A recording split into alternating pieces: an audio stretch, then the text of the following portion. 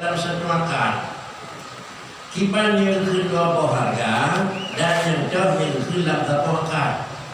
Lalu apakah 3 pulau di pulau itu atau memang di dalam akad dua bawah harga atau sifat surat kena 2 bawah harga. Sama dengan berusul kan hiburan itu. Pada pulau 3 tahun yang maksud dengan 2 harga apakah 2 pulau hendaknya 65 litar atau ini punya 65 beton punya 25 jatuh atau ini kira-kira dalam satu akad. Sama dengan ini juga perlu direvisi betul sehingga kira-kira untuk mendengar 2 buah harga dalam satu akad yang biasa warna akadnya adalah memang disebut harga tetapi anda bayar berpedoman kepada adalah unsur yang akan dicetak. Yang juga merupakan hal yang perlu dibicara. Halnya insyaAllah akan disampaikan oleh Abu Yamnadi Abdiyah kepada beliau daripada Abu Yasif. Mempersilakan dengan segala hormat. Kami diminta oleh Panitia Haul sekarang telah dipersilakan waktunya oleh Abu Tanjung untuk menyampaikan beberapa hal menyangkut dengan tema yang diberikan kepada kami, yaitu jual beli yang di dalamnya terdapat 2 harga tunai dan harga kredit, cash dan kredit. Itu adalah judul yang dibebankan kepada kita bersama.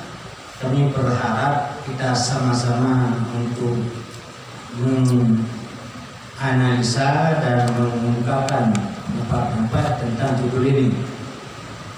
Menyangkut dengan hal ini, mungkin barangkali ada suatu hadis yang menjelaskan tentang yang menyangkut dengan hal yang kita ungkapkan bersama, di mana dalam hadis itu ada suatu larangan, yaitu tentang naha Rasulullah SAW an bai'ataini fi bai'atin. Dalam hadis yang lain, naha Rasulullah SAW an safqataini fi safqatin wahidatin. Dalam memaknakan hadis ini oleh Imam Syafi'i, karena kita bermazhab Syafi'i terus lebih fokus pada pemahaman Imam Syafi'i. Imam Syafi'i menafsirkan hadis ini dengan 2 tafsir melalui kata beliau. Yang pertama, ucapan dalam bentuk angkat terus. Imam Syafi'i menafsirkannya bi'atuka hadza bi alfin naqdan atau alfaini ila sanatin. Satu lagi, bi'atuka dal abdi bi alfin ala an tabi'ani daraka bikala. Bila dilihat secara kasat mata, tafsiran pertama adalah terdapat 2 harga yang berbeda sifat. Satu tunai dengan kata naqdan, satu lagi kredit atau piutang dengan kata ila sanatin.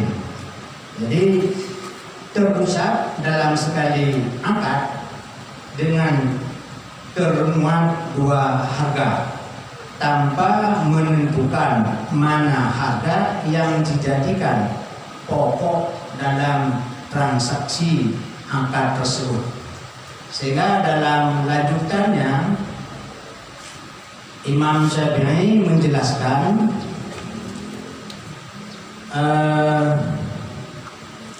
misalnya manapun yang engkau kehendaki, quds ma syi'ta atau qud ma syi'tu, ambil atau jadikan harga angka itu yang engkau kehendaki dan atau yang mana saja yang aku kehendaki. Jadi prinsip daripada penafsiran tersebut adalah kandungan jahalah, ketidakmakluman daripada angka mana, asaman mana, harga mana yang menjadi objek dalam transaksi angka tersebut. Itu simpulannya. Boleh kita katakan bahwa penafsiran pertama dari penjualan dalam satu akad dengan 2 harga adalah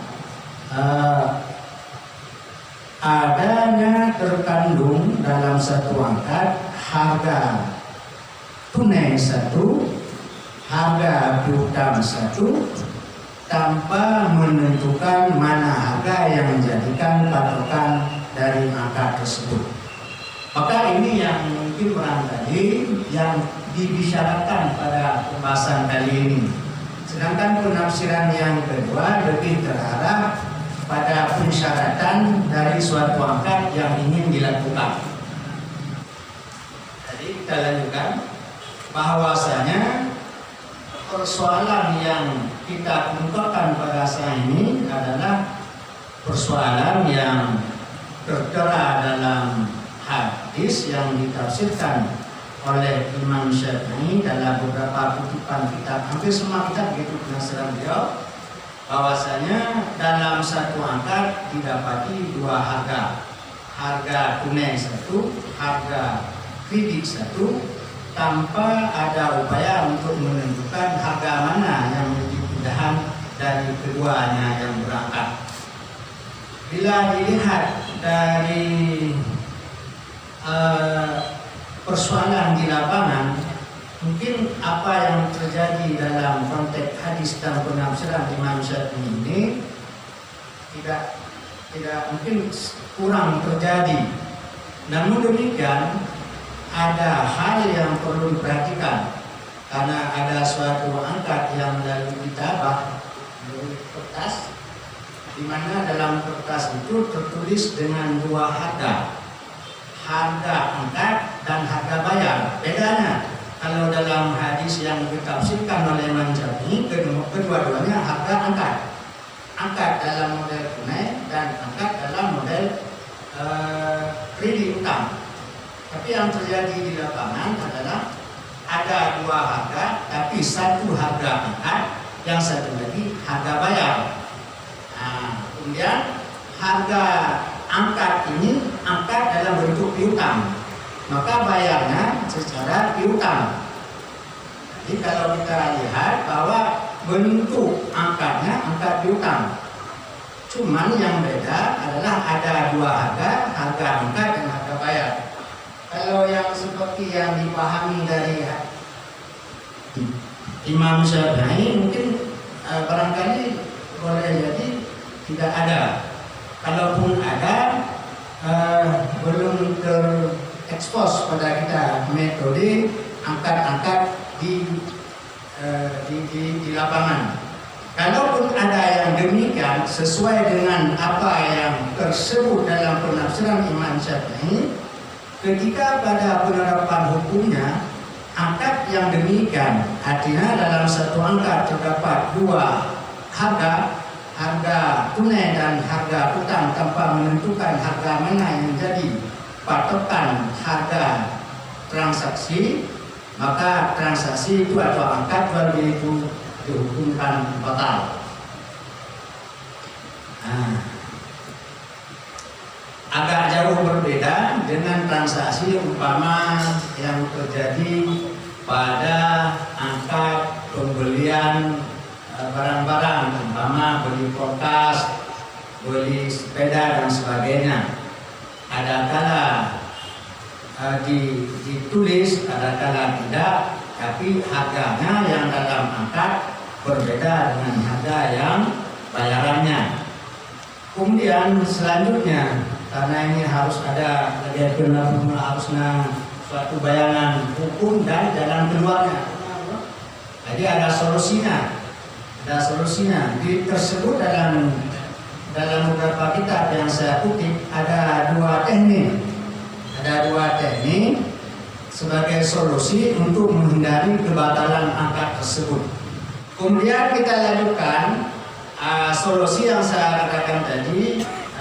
Ada dua cara. Pertama, sebagaimana disebutkan dalam beberapa kitab yang menjadi kutipan dalam makalah saya ini, adalah setelah diucapkan dalam satu angkat oleh si penjual, boleh jadi si penjual itu sendiri atau si pembeli menerima angkatnya itu dengan menetapkan atau memilih di antara satu harga dan antara dua harga. Umpama dikatakan saya terima saya beli atau saya beli ini barang dengan harga sekian piutang. Contoh umpama tadi barang tersebut 1.000 atau 100.000 naik 200.000 piutang. Ketika diterima barang tersebut, dia hanya memilih satu saja, yaitu saya beli barang ini dengan harga 200.000 piutang. Karena kebatalan angkat dalam satu angkat dua harga tersebut karena majhul daripada harganya, tidak dapat ditentukan harga mana yang harus dibayar nanti oleh si pembeli. Ketika kemajhulan itu hilang, maka angkat kembali berubah menjadi sah. Atau dalam masa yang berbeda, si penjual membedakan harga tunai dengan harga piutang dengan dua angka, bukan dalam satu angka. Umpama harga mobil itu 200 juta tunai, 300 juta piutang. Dalam satu angka dia mengatakan bahwa saya jual mobil ini kepada kamu dengan harga 200.000 tunai. Bis, itu angka pertama. Bila umpama pembeli tidak mau membeli secara tunai karena tidak memiliki uang, mereka boleh membeli alternatif mutang, yaitu dengan saya jual ini mobil kepada kamu dengan harga 300.000 piutang. Dalam jualan piutang ini ada dua metode yang dikembangkan oleh ulama kontemporer. Pertama metode muajjal, yang kedua metode taqsid. Metode taqsid ini adalah pembayaran cicilan per bulan yang disepakati bersama. Cuman dalam praktek keseharian kita mungkin barangkali metode solusi yang disebutkan dalam beberapa kitab ini tidak kita lakukan. Kita hanya melakukan transaksi dengan satu angkat harga dengan beda bayarannya. Umpama kita angkat dengan harga 200.000, nanti pembayarannya 300.000. Itu tercatat dalam dalam kertas transaksi kita. Nanti kertasnya itu dilihat penjual. Serta yang dibeli penjual harga barang sekian, kemudian pembayaran sekian dengan pembayaran sekian itu telah kita hitung. Karena per bulannya bayarnya sekian, setelah kita hitung akan menambah daripada harga transaksi jual beli. Umpama kita melakukan transaksi dengan 200.000, kemudian diperkirakan, kemudian dikenai kita pembayaran tiap bulan sekian, waktu kita hitung akhirnya kita akan membayar umpama 300 juta. Jadi dari 200 juta harga transaksi, pembayarannya menjadi 300 juta. Itu yang umumnya terjadi pada transaksi kredit yang kita lakukan. Harga beda dengan harga transaksi beda dengan harga tunai. Harga bayar.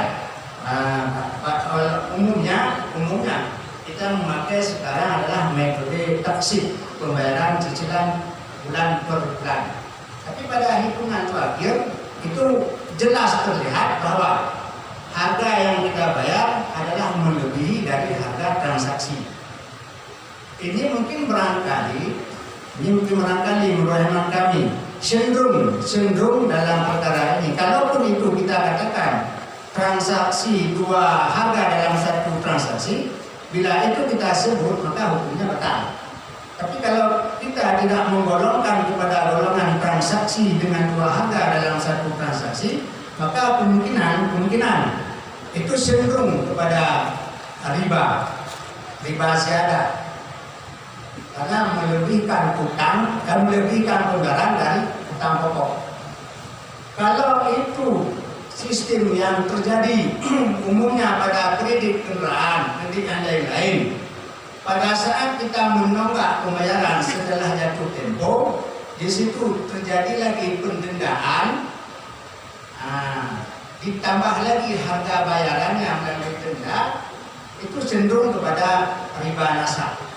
Riba nasa ini yang pertama adalah yang ingin dihapus oleh Islam karena berlaku pada kaum jahiliyah, yaitu jika jatuh tempo tidak dibayar, diberi lagi tempo dengan membebani si pembayar ini dengan beban utang lagi, ditambah lagi. Begitulah yang terjadi kalau kita lihat pada transaksi kredit dan lainnya di lapangan. Maka kecenderungan hukumnya bila hal tersebut kita masukkan dalam kelompok transaksi dua harga dalam satu transaksi ataupun bay'ataini fi bai'atin, maka hukumnya batal. Bila itu bukan, maka terjadi penambahan terhadap hutang pokok. Yang anehnya lagi, saya pernah menulis satu makalah tentang masalah pekerjaan leasing ini, bagaimana tata cara leasing melakukan transaksinya. Mereka mula pertama meminta kepada kita down payment, yaitu DP. Umpama harga benda yang ingin kita beli dengan 200 juta, mungkin barangkali kita membayar DP-nya 50 juta. Setelah DP itu berada di tangan lesor, maka pihak lesor mencari supplier, artinya pemilik barang untuk membeli barang tersebut. Yang membeli lesor.